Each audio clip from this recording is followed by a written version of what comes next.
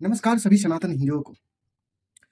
सबसे पहले मैं सभी सनातन हिंदू को मैं अपील करना चाहता हूँ कि जिस तरह से ये हमारे शंकराचार्य भगवान के दर्जा दिया जाता है, वो देखिए हमारे बागेश्वर बाबा को किस तरह से गाली किया। और गाली गाली का अर्थ होता है इतने बड़े पोस्ट पे अगर कोई अच्छा बात नहीं बोलता है, बुराई बोलता है, वो भी एक तरह की गाली है।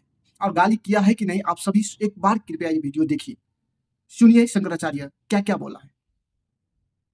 तो जातियों में ना बटे हिंदू जनता एक मुश्त हमको वोट देती रहे, ये जो यहाँ के नेता की भावना है, उस भावना को जनता के बीच में ले जाने के लिए धीरेन्द्र शास्त्री को मोहरा बनाया गया। नारा क्या लगा रहे हैं? नारा लगा रहे हैं जात पात की करो विदाई और हिंदू हिंदू भाई भाई। तो जात पात की बिटाई करो, माने जात पात से बट रहे हैं। यही तो कह रहे हैं ना कि बांटोगे तो कटोगे, तो माने जात पात में मत बटो। दूसरी पार्टियां जो है वो जात पात की राजनीति कर रही हैं, तो वो ये कह रहे हैं कि जात पात में मत बोलो, हिंदू हिंदू रहो ताकि थोक वोट हमको मिले। जात पात में जब बट जाते हो तो कुछ हिंदुओं का वोट हमको मिलता है, कुछ हिंदुओं का वोट उस पार्टी को मिल जाता है। तो ये जो नारा है ये कह रहा है कि आप जो है जात पात में मत बटो, थोक हिंदू वोट हमारी तरफ आने दो।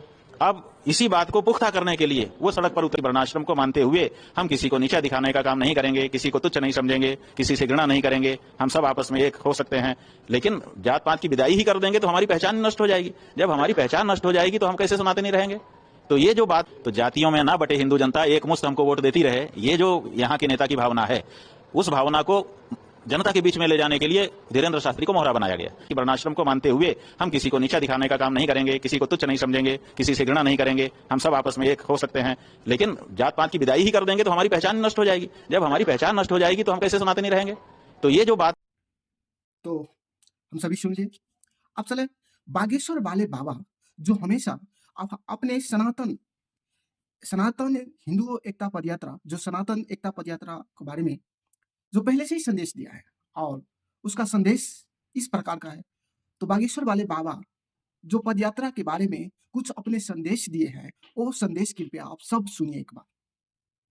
पढ़ रही हैं। हमें आपसे 7 वचन चाहिए भारत को बचाने के लिए, हिंदुओं को जगाने के लिए। कौन कौन से? पहला वचन तो हमें चाहिए, हम सभी लोग विश्व की सबसे प्राचीन परंपरा को मानने वाले हैं और अपने पूर्वजों की परंपरा को मानने वाले लोग हैं। तो पहला वचन चाहिए कि हम सब आज वचन लेते हैं, सनातन धर्म का कट्टरता से पालन करेंगे। वचन दे रहे हो? ठीक। दूसरा वचन हमें चाहिए, पूछो कौन सा?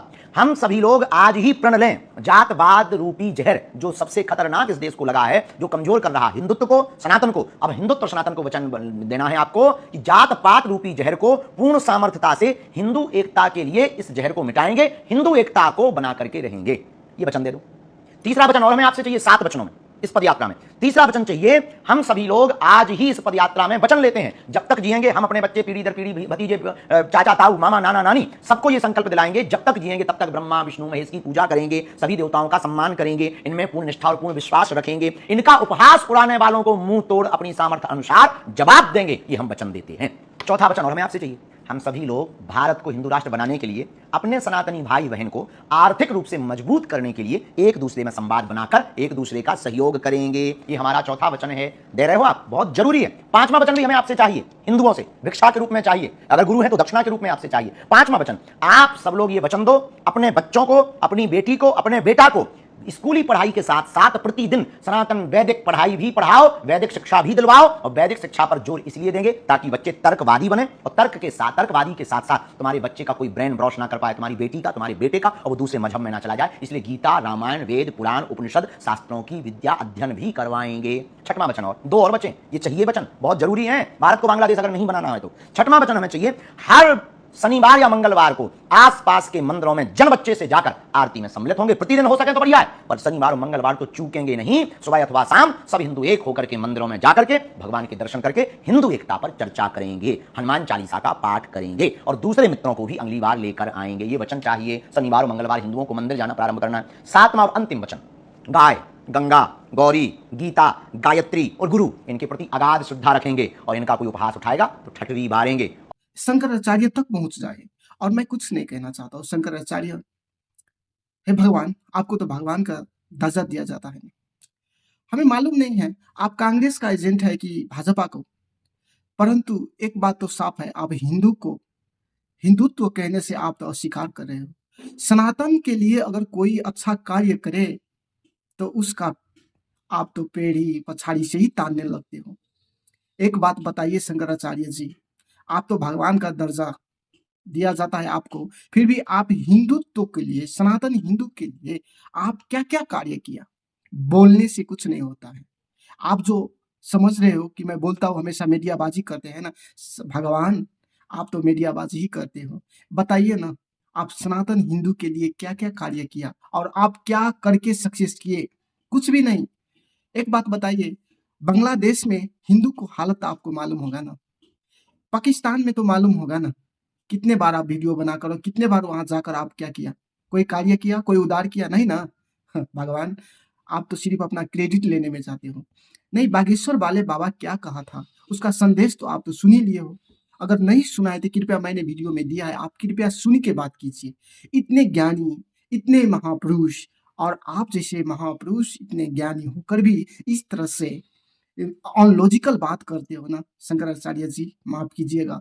मेरा वो कुछ ऐसा कहना नहीं था, परंतु आपने जो करते हो ना, आज तक आप बताइए जब से आपको जन्म हुआ, वैसा तो आपको जन्म हुआ तो हम धरती पे थे नहीं। आपको जिस दिन जन्म हुआ उससे पहले और अभी तक कोई ऐसा योद्धा, महापुरुष है कि जो हमारे सनातन हिंदू के लिए कोई ऐसा कार्य किया? कोई है? नहीं है ना? और बोलते हैं मीडियाबाज़ी तो सब करते हैं भगवान, परंतु कोई कदम तो नहीं चालते हैं, कोई शुरुआत तो नहीं करते हैं। और बागेश्वर वाले बाबा तो यही कहा था कि हम जात-पात की करो विदाई, हम सब हिंदू भाई-भाई। इसका अर्थ ये नहीं हुआ, हे भगवान शंकराचार्य जी, आप समझ लीजिए, इसका अर्थ ये नहीं है कि हम जो नाम लिखा है, हमारे जात को जो नाम लिखा है, तो हम नाम से जात मिटाएँ, ये तो कभी नहीं कहा था।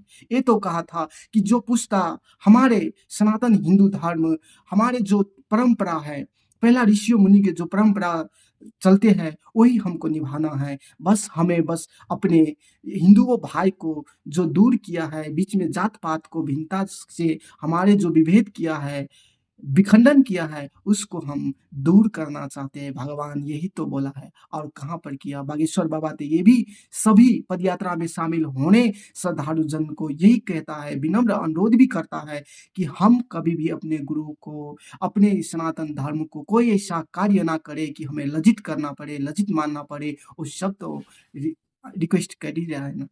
तो भगवान, आप कृपया कुछ सुन लीजिए, संदेश किसका क्या अर्थ होता है, कोई कार्य होता है सनातन धर्म के बारे में तो क्या कहा जाता है, इसका मुख्य उद्देश्य क्या है ना? आप तो कृपया सुन के कुछ मीडियाबाज़ी कीजिएगा और हम सभी सनातन हिंदुओं, भाई और बहनों सबसे मैं यही विनती करना चाहता हूँ कि कृपया आप सब ये ज़्यादा से ज़्यादा वीडियो शेयर करें और अफ़वाह में ना फैले। हमारे लिए कोई ऐसा कार्य करता है, तो वो कार्य को हमें स्वीकार करना चाहिए और अभी नहीं तो कभी नहीं, याद कीजिएगा। विश्व में क्रिश्चियन देश है, इस्लामिक देश है, परंतु अभी तक एक भी ऐसा हिंदू राष्ट्रीय देश नहीं है। हम कितने दुर्भाग्य हैं, हम कितने कायर हैं कि हम एक हिंदू राष्ट्रीय नहीं घोषित कर सकते हैं, हम एक हिंदू राष्ट्र नहीं बना सकते हैं। तो कृपया सभी स